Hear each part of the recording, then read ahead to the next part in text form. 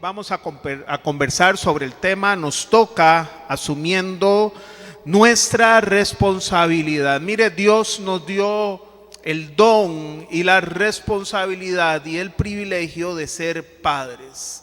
Y en una era tan competitiva, pues papá y mamá estamos más inmersos en asegurarnos que nuestros hijos tengan educación de calidad, que aprendan un segundo, un tercer idioma, si es posible, que nuestros hijos puedan aprender todo lo que la tecnología pueda ofrecer. Estamos muy inmersos para que ellos puedan tener una carrera universitaria o técnica, que ellos puedan prepararse lo más posible, pero déjeme decirle que tenemos que tener un deseo profundo para entrenarlos para algo más que profesionales, que técnicos, que deportistas. Necesitamos entrenar a nuestros hijos e hijas para ser colaboradores permanentes del reino de los cielos. Debemos aprender y tener la misión de poder instruir, entrenar a nuestros hijos para desarrollar en ellos un deseo profundo por Dios, por amar su palabra, por obedecer su palabra, por hacer sentir su fe sin importar dónde estén. Y también la convicción profunda para que no doblen rodilla a todo aquello que es contrario a lo que Dios dispone. Esta responsabilidad primaria no le toca al pastor, no le toca a la maestra de la escuela o al profesor del colegio, no le toca a las maestras de la pastoral infantil, sí le toca a usted y me toca a mí. Somos los responsables para que nuestros hijos puedan recibir la instrucción divina. Y déjeme decirle algo con todo respeto. Usted y yo, como padres de familia, daremos cuentas a Dios de nuestro rol como padres. Daremos cuenta de cómo lo hicimos, de cómo los instruimos, así como un gobernante dará cuenta de cómo administró su país, así como un pastor dará cuenta de cómo administró el rebaño, así como cualquier persona a la cual se le confía algo dará cuentas. A nosotros se nos dará cuentas de cómo lo hicimos como padres. Así que le pido que en esta noche, tarde noche, usted me acompañe a orar para poner esa palabra en las manos de Dios. Padre, en el nombre de Cristo Jesús, te damos gracias, Señor, por la oportunidad de poder hablar tu palabra. Como siempre te pedimos que nos des un corazón dispuesto, una mente abierta, que nos ayudes, que tu Espíritu Santo pueda escribir la palabra en nuestros corazones para la gloria de tu nombre. Amén. Mire, la generación o el estado de la sociedad en que nuestros hijos se van a desarrollar. El apóstol Pablo profetizó, le dijo a Timoteo, su hijo espiritual amado, cómo iban a ser los hombres y mujeres de los últimos tiempos. Esto lo escribió hace casi 2000 años y recuerde que ya estamos más cerca entonces del día final. Él le dijo, así van a ser los hombres y mujeres de los últimos tiempos. Segunda de Timoteo 3, 1 al 4. En su segunda carta a Timoteo, Pablo le escribe: ahora bien, hablándole a Timoteo, ten en cuenta que en los últimos días vendrán tiempos difíciles. La gente estará llena de egoísmo y avaricia.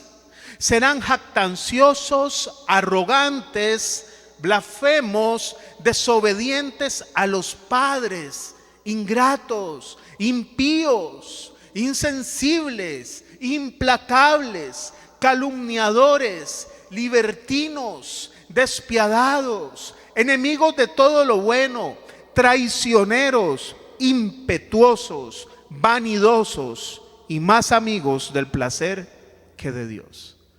Esta es la sociedad en que nuestros hijos ya se están desempeñando, ya están inmersos en una sociedad de este tipo donde a nivel social ya lo malo se le llama bueno, a lo bueno malo y aún se legaliza.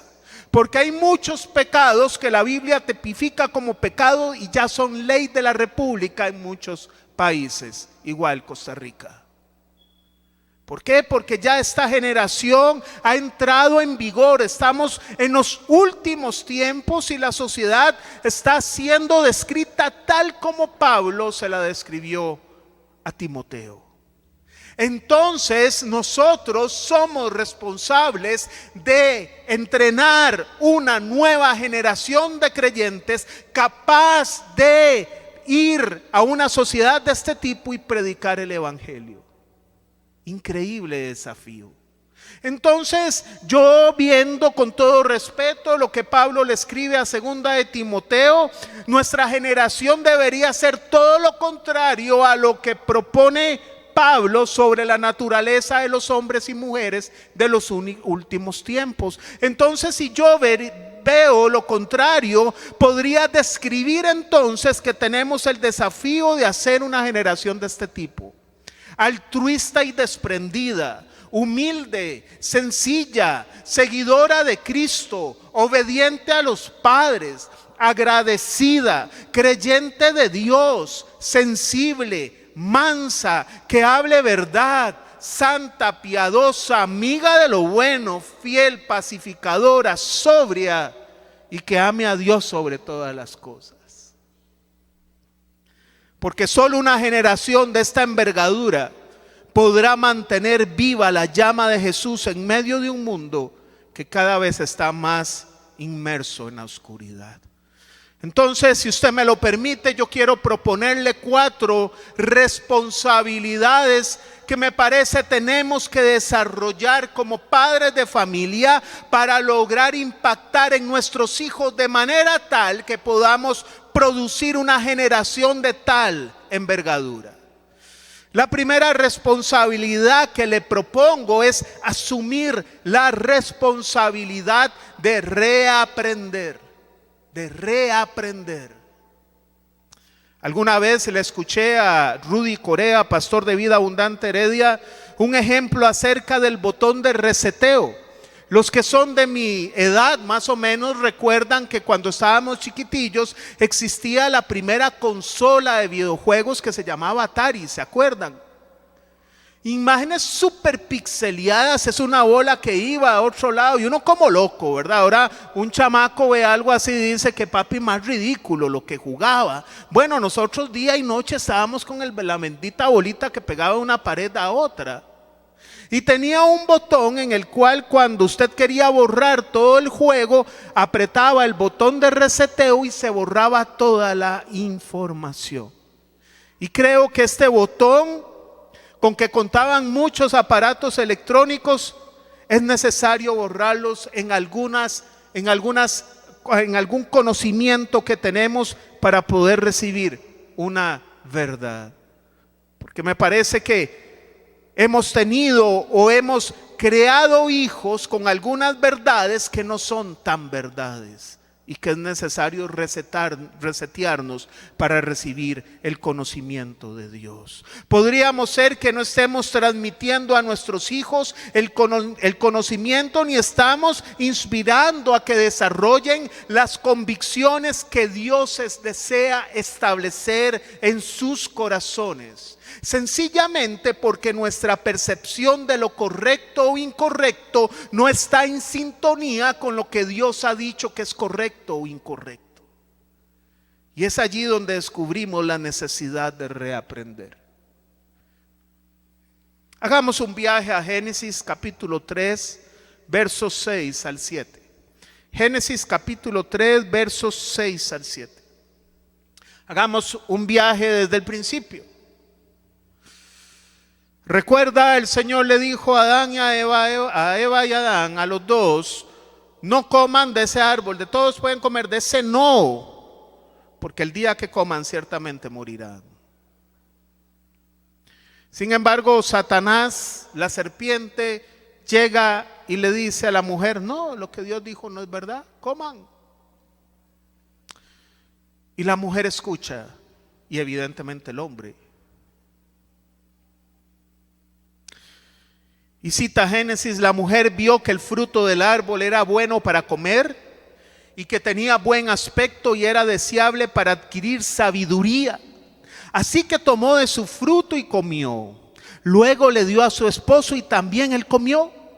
En ese momento se les abrieron los ojos y tomaron conciencia de su desnudez. Por eso, para cubrirse, entretejieron hojas de higuera. Esta enseñanza me muestra a mí que la mujer, sabiendo, y el hombre, cuál era el concepto de bondad, de lo que era bueno que Dios les había dicho, cambió su percepción de lo que es bueno. Y aquello que Dios dijo prohibido, ahora dicen me parece bueno. Y la primera pregunta que le hago al texto para aplicación personal es: ¿cuál es nuestra percepción hoy de lo que es bueno? Marcos 10, 17, 18, Jesús nos da la respuesta de lo que es bueno. Estaba aquel joven rico, aquel hombre rico, se encuentra con Jesús y relata el evangelista cuando Jesús estaba por emprender, Marcos 10, 17, 18. Cuando Jesús estaba por emprender su camino a Jerusalén, un hombre se le acercó corriendo, se arrodilló y le preguntó: Maestro bueno, ¿qué debo hacer para heredar la vida eterna? ¿Por qué me llamas bueno?, preguntó Jesús. Solo Dios es verdaderamente bueno. Solo Dios es bueno, por lo tanto, solo lo que Dios dice, solo la palabra de Dios es la única legítima y verdadera fuente de bondad. Es decir, que todas nuestras percepciones de lo que es bueno deben ser pesadas, medidas con la palabra de Dios. No se trata de lo que a mí me parece que es bueno, sino que se trata de lo que Dios ha dicho que es bueno y cuánto de mi percepción de lo que es bueno está alineado con lo que Dios ha dicho que es bueno. Ese es el tema. La pregunta es si lo que pienso que es bueno es lo mismo que Dios ha dicho que es bueno. Y podamos descubrir esa brecha que hay, si la hay. Y podamos trabajar en esa brecha, porque según el tamaño de esa brecha, así será el tamaño de nuestro reseteo que tenemos que hacer. Lo otro que Eva ve es que vio que el fruto tenía otra característica, tenía buen aspecto. Dios dijo es malo, pero dice es que se ve bonito. Y aquí la otra pregunta que cabe es: ¿nos estamos guiando en casa por las apariencias? Y esta primera responsabilidad es porque si nosotros como padres no tenemos claro qué es lo bueno, es lo que vamos a transmitir a nuestros hijos. Por eso es primero reaprender. Recuerde, no es la apariencia, es la esencia. No es el empaque, es el contenido. Existen muchas propuestas en este mundo que se ven bien, pero su contenido no lo es. El apóstol Pablo, en su carta a los Corintios, él se siente o da una protesta a los corintios. Él da una protesta porque dice: cuando viene un superapóstol, que es la traducción que hace la Nueva Versión Internacional, cuando viene un superapóstol, o sea, cuando viene alguien de buen verbo, alguien elocuente, ustedes lo escuchan, pero cuando vengo yo, que soy un toque aburrido para enseñar, ustedes no me escuchan, a pesar que yo sí hablo la verdad y aquellos no.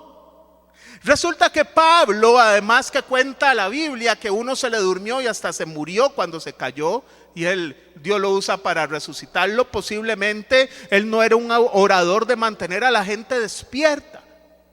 Y además de eso dice la historia que Pablo era un tipo como feo, o sea, no era guapetón. Y él se queja de cómo es posible que, a pesar de que él era un vaso honesto, no era escuchado, pero venía alguien y sí lo escuchaban. Segunda de Corintios 11, 3 al 6 dice: pero me temo que, así como la serpiente con su astucia engañó a Eva, los pensamientos de ustedes sean desviados de un compromiso puro y sincero con Cristo. Si alguien llega a ustedes predicando un Jesús diferente del que les hemos predicado nosotros, o si reciben un espíritu, un evangelio diferente de los que ya recibieron, a ese lo aguantan con facilidad. Pero considero que en nada soy inferior a esos superapóstoles. Quizás yo sea un mal orador, reconoce Pablo, pero tengo conocimiento. Esto se lo hemos demostrado a ustedes de una y mil maneras. Porque preferimos coger un libro y leer qué dice un psicólogo, que no está mal, pero no lo pesamos con lo que la Biblia dice. Estamos cansados a veces de leer Biblia y buscamos otras fuentes de información sin pesar si lo que nos dicen es correcto. Y allí es donde está el problema. Porque padres con el conocimiento desformado distorsionamos la enseñanza también y la instrucción para nuestros hijos. Y lo tercero que ve Eva en el fruto, y cuando hablo de Eva hablo de Adán también. Lo tercero que ve Eva es que era deseable para adquirir sabiduría. ¿Cómo va a ser deseable si Dios dijo que no? Y la respuesta de la sabiduría, del concepto de sabiduría, está en Proverbios 1:7, que mi mamá también me lo volaba día y noche. El temor del Señor es la base del verdadero conocimiento, pero los necios desprecian la sabiduría y la disciplina. Entonces, lo que creamos que es correcto en el hablar, como hablamos, en el actuar, ahora hay temas que casi no se tocan. En el vestir, tenemos que aprender a vestir también. En algún momento se olvidó, no, es que ahora estamos viviendo tiempos diferentes. No, pero Pablo enseña que tenemos que vestir sobriamente. ¿En qué momento se nos olvidó eso? No vamos a ser legalistas como aquellos que dicen una mujer no puede usar pantalones porque es antibíblico, porque el hombre no puede usar lo que usa la mujer y la mujer el hombre, como que si en aquel momento hubiesen pantalones, ¿verdad? Hay pantalones de mujer y pantalones de hombre y usamos y somos libres. Pero cuide su cuerpo, cuide lo que enseña, no enseñe más de lo que tiene que enseñar.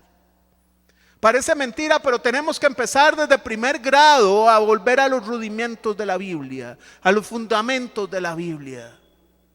Porque estamos dejando pasar cosas como que si fueran buenas y Dios no las ha tipificado como buenas. Y lo grave de esto es que si nosotros seguimos con el error, vamos a replicarlo a los demás. Tomó la mujer el fruto, se lo dio a su esposo y su esposo comió. ¿Qué le estamos dando de comer a nuestros hijos? Con todo respeto hago algunas preguntas en mi experiencia como consejero. ¿Es usted de los que compra una caja de preservativos para sus hijos porque ya tienen novia?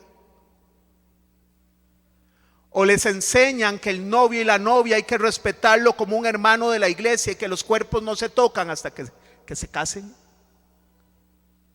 ¿O creemos que es correcto que sí, que se conozcan sexualmente? ¿Cuál es nuestra percepción de lo que es bueno? ¿Lo que Dios dice o lo que yo creo? Eso es lo que voy a reproducir en mis hijos.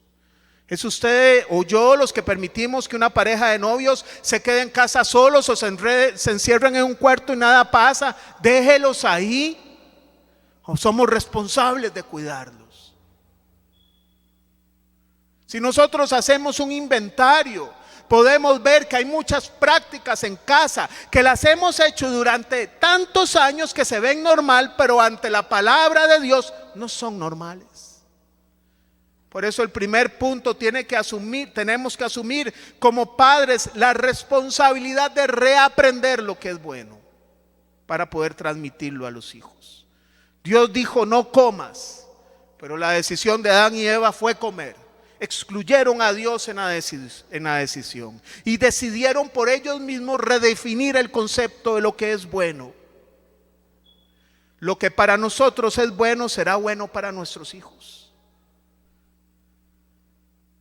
Recuerde, lo que somos lo replicaremos en ellos siempre. La segunda responsabilidad que le propongo en esta noche es asumir la responsabilidad de llegar primero en los corazones de nuestros hijos. No llegar después, llegar primero. Es implantar la verdad de Dios en el corazón antes que Satanás y el mundo lleguen. Hay 4 jóvenes que inspiran la vida, creo que de cualquier creyente legítimo, que nos cuenta el libro de Daniel 1, 3 al 8, muy conocidos. Estos jóvenes en el contexto eran de la tribu de Judá. Judá, el reino de Judá, había sido cautivo, llevado cautivo, vencido y conquistado por los babilonios. Son llevados presos a la tierra de Babilonia, son llevados cautivos, van a una tierra extraña con costumbres extrañas, con dioses diferentes al Dios que conocen ellos. Y estos jóvenes se topan con este decreto del rey Nabucodonosor. Cita Daniel capítulo 1, 3 al 8 en la Nueva Traducción Viviente. Luego el rey ordenó a Aspenaz, jefe del Estado Mayor, que trajera al palacio a alguno de los jóvenes de la familia real de Judá y de otras familias nobles que habían sido llevados a Babilonia como cautivos. Selecciona solo a jóvenes sanos, fuertes y bien parecidos, o sea, guapetones, le dijo. Asegúrate de que sean instruidos en todas las ramas del saber, que estén dotados de conocimiento y de buen juicio, y que sean aptos para servir en el palacio del rey. Enseña a estos jóvenes el idioma y la literatura de Babilonia. El rey les asignó una ración diaria de la comida y del vino que provenían de su propia cocina. Debían recibir entrenamiento por 3 años y después entrarían al servicio real. Daniel, Ananías, Misael y Azarías fueron 4 de los jóvenes seleccionados, todos de la tribu de Judá.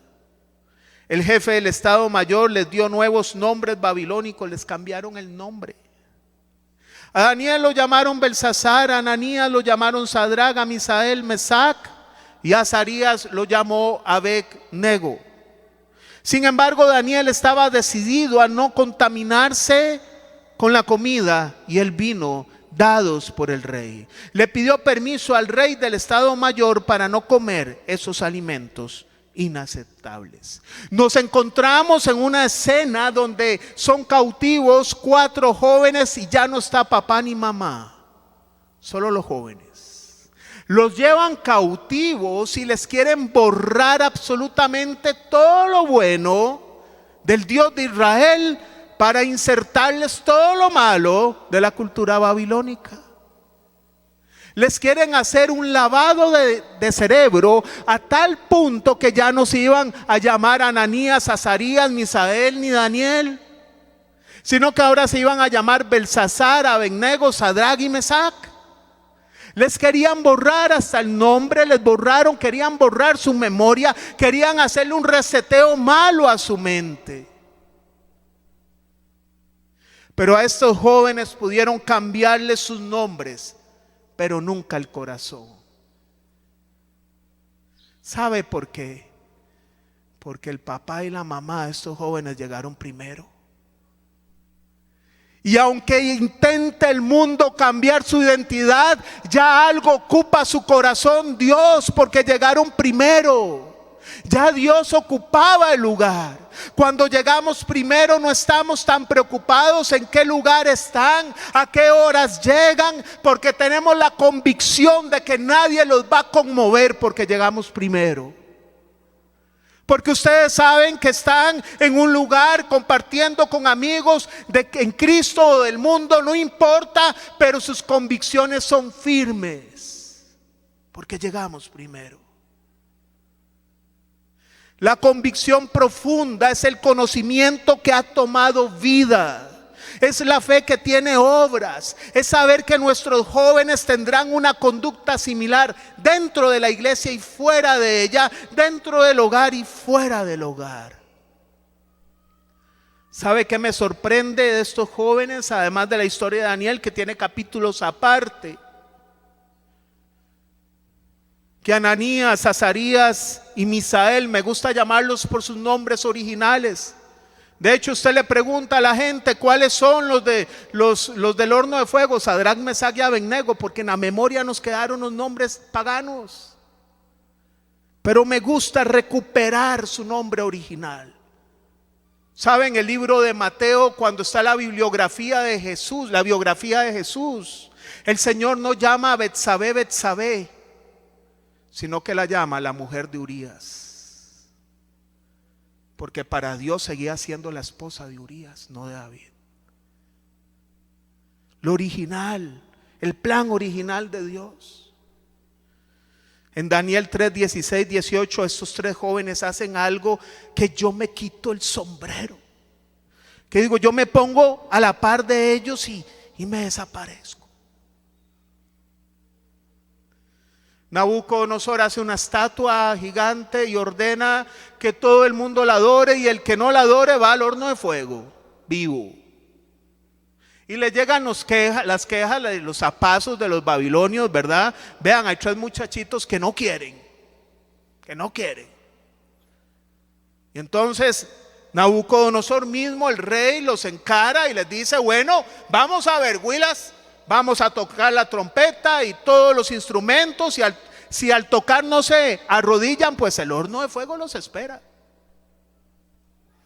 Y esta es la respuesta que hacen estos jóvenes.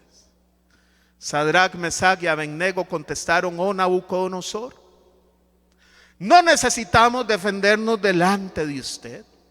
Si nos arrojan al horno ardiente, el Dios a quien servimos es capaz de salvarnos. Él nos rescatará de su poder, su majestad. Y ojo, todavía la convicción tan profunda. Pero aunque no lo hiciera, deseamos dejar en claro ante usted que jamás serviremos a sus dioses, ni rendiremos culto a la estatua de oro que usted ha levantado. ¡Wow! Ahora, hoy en día somos más chineados. Es que yo no vuelvo a la iglesia porque un servidor me hizo mala cara. Es que yo no voy a la iglesia porque es que no me saludaron, porque es que me dijeron que el carro doblado lo dejé muy parqueado, mal parqueado. Estos jóvenes tenían una convicción profunda, porque desde pequeños alguien llegó primero a ellos. ¿Sabe? Usted va al otro lado del mundo, usted ve el Estado Islámico, usted ve los yihadistas desde pequeños con un rifle, y cuando crecen son capaces de ponerse un cinturón y estallarse ellos mismos. Si ellos lo hacen para el mal, ¿qué nos pasa a nosotros a veces, iglesia? Para llegar primero. Más que conocimiento, estos jóvenes tenían convicciones profundas, tan profundas que estaban dispuestos a morir por ellas. Habían sido formados por valores que no se podían negociar. Estos jóvenes tuvieron la capacidad de saber algo cuando no es correcto. Aunque todo el mundo lo haga, sabían que el hecho de que todo el mundo lo haga no significa que sea algo correcto. Estaban arraigados por la fe. ¿Sabe? Tenemos el desafío, familia, de instruir y pasar la estafeta a una generación que no se doblega a la corrupción de este país, a una generación que no se doblega al pecado de este país, a una generación que no se doblegue a las ofertas aún de otros jóvenes, aunque sean cristianos y van contra Dios, a una generación de jóvenes que sabrá con firmeza saber y decir no cuando haya que decir no, y decir sí cuando haya que decir sí. ¿Sabe cuándo vamos a lograr una generación así? Cuando usted, papá y mamá en casa, su no sea no y su sí sea sí. Ahí a ellos les va a generar carácter. No, usted dice, no, ay no, pobrecito, vea, Dios es misericordioso. Sea usted también, levántele el castigo. Y a veces, como dicen ahí, los papás nos volvemos pura papaya, ¿verdad? En el carácter y en la crianza de los hijos. Tenemos que ser firmes porque la firmeza es amar. El desafío que tenemos, si a usted le parece bien, es formar una generación capaz de ir al mundo a causa del evangelio, pero que no viva como el mundo a causa de la santidad. No los podemos meter en una burbuja, vea, no se junte con aquel, no. Ellos tienen que relacionarse, ellos tienen que compartir con compañeros, ellos tienen que resolver situaciones, ellos tienen que ir al mundo. No pueden estar en una burbuja, pero tienen que cuidar su santidad.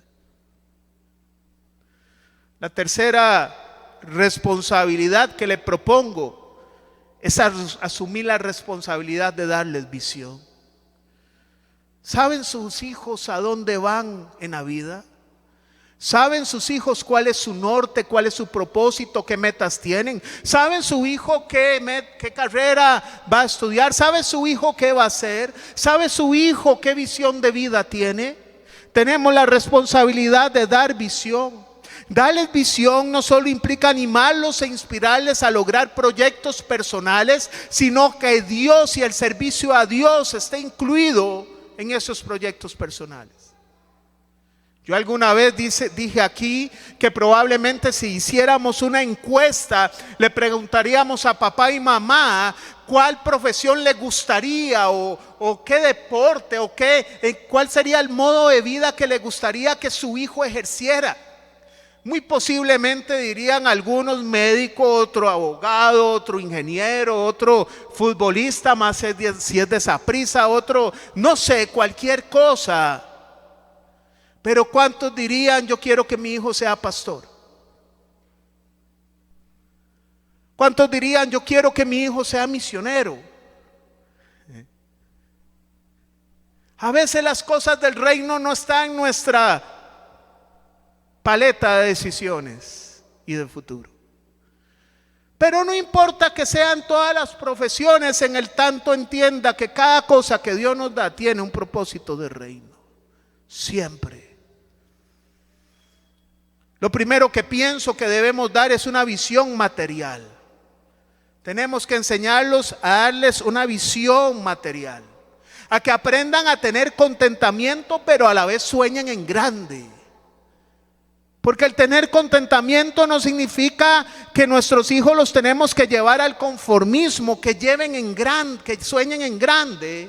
Pero el contentamiento significa que en el tanto alcanzo mis proyectos de vida, estoy contento con mi situación actual. Porque si no tengo la paciencia de alcanzar y no estoy contento con mi situación actual, quiero acelerar el proceso y me voy a endeudar. Como aquel anuncio de alguna tarjeta por ahí, porque la vida es ahora. Y después pague toda la vida. ¿Sabe? Primera de Timoteo 6:8. Pongo mucho a Timoteo y a Pablo porque Pablo no tuvo hijos, pero este es su hijo espiritual. Y le dice a Timoteo, a su hijo, más joven que él: así que si tenemos ropa y comida, contentémonos con eso. ¿Son nuestros hijos agradecidos? ¿Nuestros hijos agradecen lo que tienen o se quejan por lo que no tienen? Una vez estuvimos en Ciudad de Panamá y recuerdo que nos fuimos a hacer unas comprillas. Eso fue hace rato, cuando se podía. Y van, los huilas nuestros estaban más huilillas y traen unas bolsas ahí que se habían comprado varias cosas. Y dice: ay papi, vieras que no nos alcanzó aquello. Y yo por dentro: par de infelices, degenerados, malagradecidos. Tenían las cositas, claro que no les dije eso, ¿verdad? Tenían las cositas, pero se estaban quejando por aquello que no les alcanzó. Bueno, ¿cuántos de nosotros somos así? El tema es que tenemos que darles una dirección para que no vivan esclavos de las deudas o del dinero, porque eso les daría una vida miserable, triste. Eclesiastés 5:10 dice: quien ama el dinero, de dinero no se sacia, Quien ama las riquezas nunca tiene suficiente. También esto es absurdo. Quien ama el dinero tiene $1.000.000, pero no es suficiente. Necesito tener $2.000.000. Porque el problema del dinero no se arregla con ganar más. Se arregla con entender que tenemos que estar contentos con lo que tenemos. Esa es la verdadera clave de la prosperidad. No es que usted siembre aquí y Dios le va a dar 5 aviones y 2 carros. Eso no es.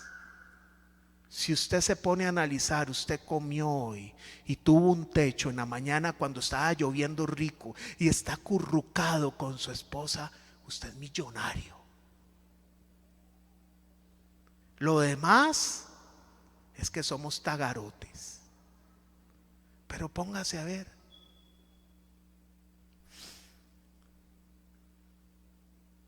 La segunda visión que yo propongo es tener una visión familiar. Vea, para los que son casados, para los hijos que quieran casarse, recuerden, démosles mucho valor. Papá y mamá, traten muy bien a sus hijos, trátelos mejor. Yo recibí un par de quejas de mi hijo mayor. Me dijo: papi, cuando yo saco una cita con usted no puede, pero lo llama alguien de la iglesia y sí. Yo exijo que yo sea prioridad en usted y luego la gente de la iglesia. Y ahí está mi esposa que no me deja mentir. Papá, trátelos bien. Si usted tiene una hija, trátela bien, trátela con caballerosidad, para que cuando ellos se casen no esperen a alguien inferior a papá y mamá. Que pongan la estafeta bien alta, la vara bien alta. Que ellos se amen, que busquen una pareja que tenga los mismos valores, no los gustos, porque qué aburrido. A mí me gusta el verde y a mi esposa el verde. A mí no me gusta salir y a mí tampoco, qué aburrido. No, que sean diferentes, pero que los valores sean los mismos. Que para la esposa o la novia el valor de lo que es bueno sea el mismo que el mío. Hoy en día estamos viviendo en una época donde las parejas jóvenes están más dispuestas. Hablo a aquellos que Dios les dio el don de tener hijos, habrán parejas que no. Pero ahorita estamos más inclinados en adoptar una mascota, ¿verdad? Ahora las parejas jóvenes no quieren no quieren tener hijos, sino que andan con la mascotita, ¿verdad? Con esa camisa de Saprissa, se las mandan a hacer, ¿verdad? Les cortan el pelito, van al médico, o sea, son más caros que un hijo. Porque el corte del perrito es más caro que el bebé, que no hay que cortarle el pelo, ¿verdad? Y no estoy diciendo que sea malo, pero ¿sabe por qué? Porque la iglesia tiene que perpetuarse. Tiene que haber creyentes para el día de mañana. Inspíreles a tener familia. La generación de cristianos debe perpetuarse. Desde el principio Dios había dicho: no es bueno que el hombre esté solo. El hombre nació para vivir en familia, para que podamos aconsejar a sus hijos cuando sean consejeros y aconsejen a un padre, ellos sepan que eso es ser padre. La tercera visión que le propongo en este punto es que podamos tener una visión de reino. Tenemos que enseñarles que venimos a esta tierra para ser servidos y no para servir. Perdón, para servir y no para ser servidos. Pregunto, ¿será que su hijo de 14, 15, 16, 17, 18, 19, 20, 49 años todavía le tiendes la cama? ¿Será posible que tu hijo de N años, será posible que coma y no lave el plato? Si nuestros hijos en casa no adquieren o no asumen sus responsabilidades esenciales de ellos mismos, ¿cómo amarán a otros? Y cuando ellos tengan un hijo y tengan que correr al hospital, ¿qué van a llamar? Mami, ¿usted puede llevar a mi chiquito al hospital?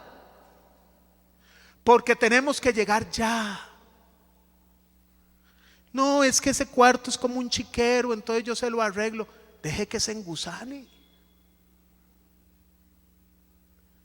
Un día le oí en un programa de televisión a Sixto Porras, lo llaman y le dice: ¿qué hago con mi hijo?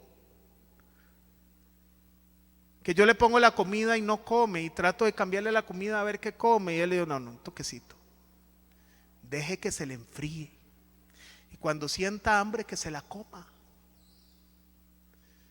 Pero nosotros somos especialistas en que nuestros hijos, cuando Dios va a tratar con ellos, les ponemos un colchón para que no sientan ninguna consecuencia. ¿Y cómo Dios los va a formar? Hacen algo, se endeudan y dicen, mami, usted me presta la casa para hipotecarla. Ay, sí, está bien. ¿Cuándo firmamos? ¿Cuándo es la formalización? Se lo digo, soy testigo de que eso pasa. Tenemos que darles visión al reino. No viven para ellos, viven para los demás. Somos llamados a hacer la bendición de Dios para otros.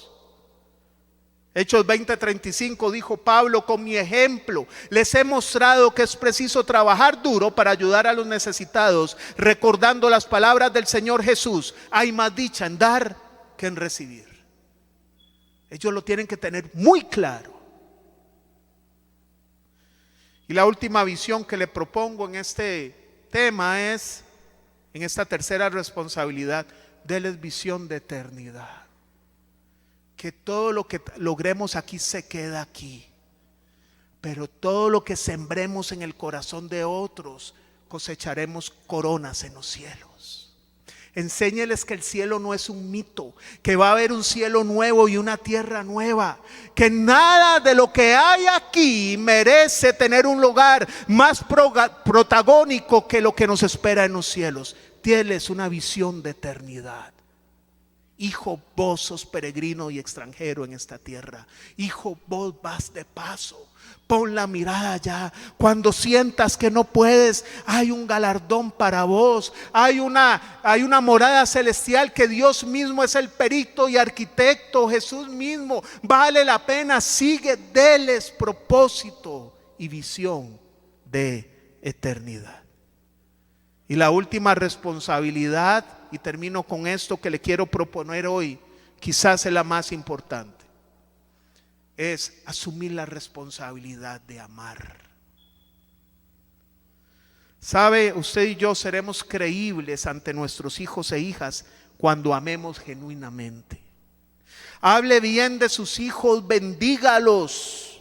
Bendecir significa hablar bien de ellos.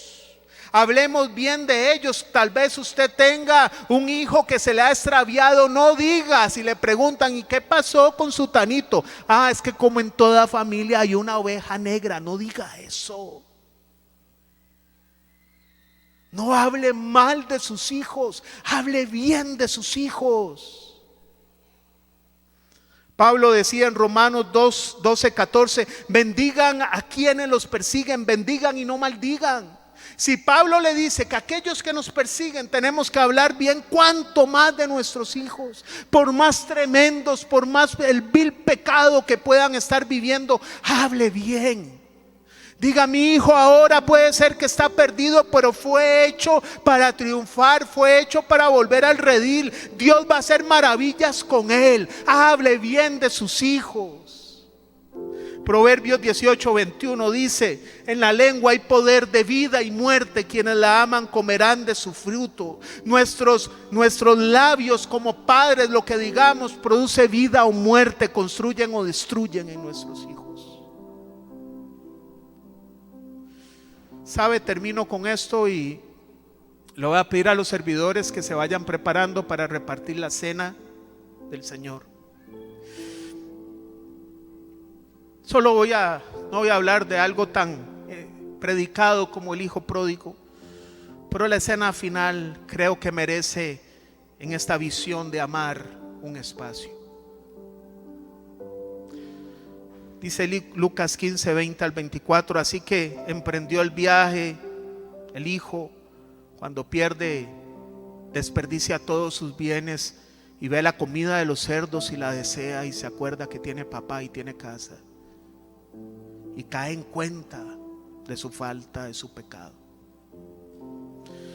Así que emprendió el viaje y se fue a su padre.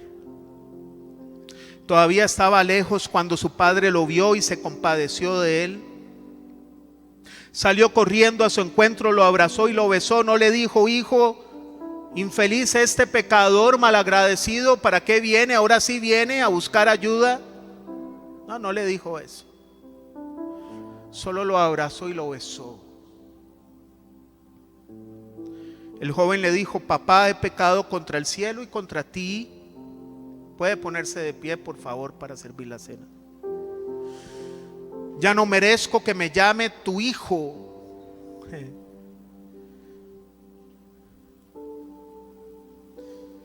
El padre no le contesta. Era su hijo. Solo da esta orden: pronto traigan la mejor ropa para vestirlo. Pónganle también un anillo en el dedo y sandalias en los pies. Traigan el ternero más gordo y mátenlo para celebrar un banquete, porque este hijo mío estaba muerto, pero ahora ha vuelto a la vida. Se ha perdido, pero ya lo hemos encontrado. Así que empezaron a hacer fiesta. ¿Sabe? Conversaba con mi esposa y ella me hablaba de esta parte. Amar es poner límites. Un niño que crece sin límites crece inseguro, y en algún momento de su vida se sentirá abandonado. Un niño al que se le han puesto límites va a reconocer su hogar como un lugar seguro, y va a entender que explorar más allá de esos límites no hay garantía de nada. Pero cuando un niño se cría con límites, será un hombre y mujeres seguros, que va a saber qué resolver en casa cuando papá y mamá no estén, porque se ha criado con límites. La parábola del hijo perdido nos recuerda las consecuencias de traspasar los límites. Esas consecuencias son dolorosas, pero son útiles. Son las que llaman a nuestros hijos a volver a los límites, porque todo lo que esté fuera de ellos es inseguro. Concluyo con esto: nunca es tarde para reaprender, nunca es tarde para dar visión, nunca es tarde para amar. Y si usted no pudo llegar primero porque ya sus hijos están grandes y no llegamos, llegue ya, llegue hoy. No olvide: la palabra es una espada que penetra. La palabra es un martillo que quebranta el más duro de los corazones. La palabra es fuego que purifica el más vil de los pecados. No subestimemos el poder de Dios. Llegue hoy. Si no lo hizo temprano, llegue hoy. No nos cansemos de instruir en amor a nuestros hijos y no perdamos la esperanza de que aquellos que se han ido de casa vuelvan con un corazón arrepentido. Dios no ha terminado con ellos. No se han esfumado sus propósitos y promesas. No, solamente se han atrasado un poco, pero ahí están. Si nosotros amamos a nuestros hijos, ¿cuánto más nuestro Padre Celestial? Hoy vamos a celebrar la cena del Señor. Cuenta el evangelista que la noche que el Señor iba a ser entregado, tomó el pan, lo partió y lo dio a sus discípulos. Y les dijo: tomen y coman, este es mi cuerpo que entrego por ustedes. Pero antes de comer, vamos a hacer 2 actos liberadores. El primero, con el pan. Con sus ojos cerrados, papá y mamá, en un diagnóstico honesto. Hay algo que nos cuesta hacer como padres. Cuando un hijo se equivoca, esperamos que nos pida perdón. Pero cuando papá y mamá se equivoca, y no bendigo, sino que maldijo a sus hijos y le dijo cosas que les hirió, a veces no somos tan ávidos para ir a pedir perdón. Yo le animo, papá y mamá, si usted ahorita en el inventario de su mente le aparece una escena que usted no cerró el ciclo con un perdón a sus hijos, y si usted los tiene hoy acá, que usted bote el orgullo. Le animo que usted avergüence a Satanás y que usted le diga: hijo, perdóname. Usted se conoce, yo me conozco. Hijo, perdón. Perdón por esta vez que se me viene a la mente que nunca te pedí perdón. Cuando lo hacemos, somos libres. Y le enseñamos a nuestros hijos que son personas que valen. Padre, perdona nuestros pecados, límpianos. Bendito Jesús, que con su sangre nos limpia de todo pecado. Por tu gracia y misericordia comemos el pan, Señor. Puede comer el pan.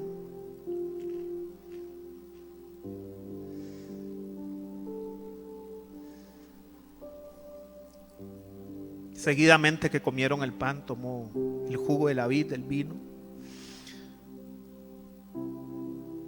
y sobre él dijo: este vino o este jugo de la vid es el nuevo pacto en mi sangre. Hagan esto todas las veces que lo hicieren en memoria de mí. Y le invito a hacer un segundo acto liberador. ¿Cuántas veces genuinamente, o cuál fue la última vez que genuinamente le dijo usted a su hijo e hija: te amo? Inclusive a los esposos, sin paja, honestamente. Hoy yo le animo también que botemos la capa del orgullo y que le digamos a nuestra familia: te amo. Y usted puede decir: bueno, es que no me van a creer porque nunca lo he dicho. Empiece hoy. Diga: te amo, te amo. Sea valiente, te amo. Sea valienta, te amo, te amo. No te cambiaría por ningún hijo del mundo. No te cambiaría por ninguna hija del mundo. Te amo con todas mis fuerzas. Eres de lo mejor que me ha pasado, hijo e hija. Has sido una bendición. Has llenado de alegría mi casa, mi hogar. Desde que naciste me acuerdo tus ojitos, me acuerdo tus primeras palabras. Dios te ha usado para darle propósito a mi vida. Padre, en el nombre de Jesús, gracias te damos por esa sangre derramada en la cruz. Gracias por el precio de nuestra redención. Y en tu honor y tu memoria, teniendo discernimiento claro de este acto, Señor sublime, tomamos la copa en tu nombre, Señor. Puede tomar la copa.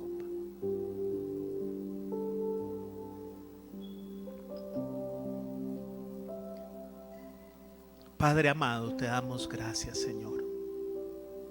Ayúdanos porque los tiempos son malos, pero tú estás con nosotros y dijiste que somos más que vencedores, que mayor es el que está en nosotros que el que está en el mundo. Que seamos una generación de valientes para replicar en nuestros hijos una generación de aún más valientes que puedan hacer frente a lo que viene. Bendecimos a nuestros hijos, a nuestras familias, y las ponemos en tus manos de amor. En el nombre de Cristo Jesús, llévanos con bien a nuestros hogares, y la paz que sobrepasa todo entendimiento guarde nuestros corazones y nuestros pensamientos en Cristo Jesús, Señor nuestro. Amén y amén. Muchas gracias, familia, por acompañarnos.